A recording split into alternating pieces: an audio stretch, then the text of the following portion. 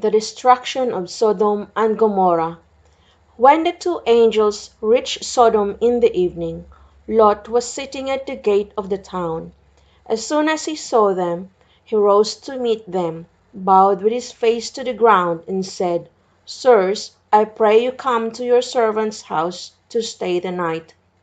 Wash your feet, and then in the morning you may rise early and go on your way."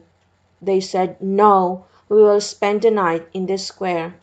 But so strongly did he insist that they went with him to his house. There he prepared a meal for them, baking bread without yeast. This they ate. They had not yet gone to bed when the men from the town surrounded the house. They were the men of Sodom, young and old, the entire population. They called Lot and said to him, "Where are the men who arrived here tonight? Send them out so that we may have sex with them." Lot went out to meet them, shut the door behind him, and said, "I beg you, my brothers, I don't do such a wicked thing. I have two daughters who are still virgins. Let me bring them out to you. You may do with them as you please, but do not do anything to these men, for they have come to shelter under my roof." But they replied, "Get out of the way! This fellow is a foreigner, and he wants to play the judge. Now we will come do worse with you than with them." They pressed hard against Lot and drew near in order to break the door. But the men inside the house stretched out their hands to bring Lot inside, and then shut the door. As for those at the entrance to the house, they were struck with blindness, from the smallest to the largest, so that they were unable to find the door. The two men said to Lot, who is still here with you, "Your sons, your daughters, and all your people in the town, get them all out of the place.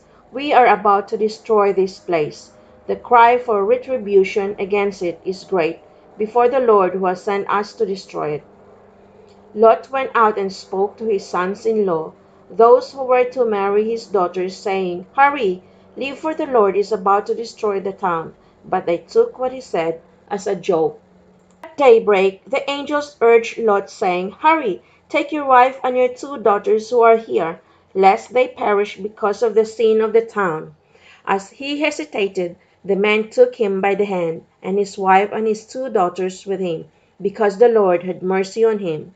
And they led him outside the town and left him there. When they were outside, the men said to him, "Flee for your life, and do not look back, and do not stop anywhere in the plain. Flee to the mountain, lest you perish." But Lot replied, "No, sir, your servant has found favor with you, and you have shown me great kindness in saving my life. But I cannot flee to the mountains for fear the disaster will overtake me and I die. See, there is a town near enough for me to flee to, and it's a small one. Let me flee there. It is very small, so I will be safe." And the angel answered, "I grant you this favor as well by not destroying the town you speak of. But flee fast, for I can do nothing until you arrive there." The sun had risen on the earth when Lot reached Zoar. Then the Lord rained on Sodom and Gomorrah brimstone and fire from heaven, and he completely destroyed those towns, and all the plain, and all the inhabitants of the towns, and everything that grew there. Lot's wife looked back, and she became a pillar of salt. Early next morning Abraham returned to the place where he had stood before the Lord.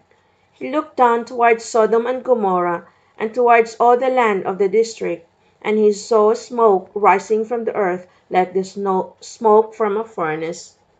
So when God destroyed the towns of the plain, he remembered Abraham and made Lot escape from the catastrophe while he destroyed the cities where Lot had lived.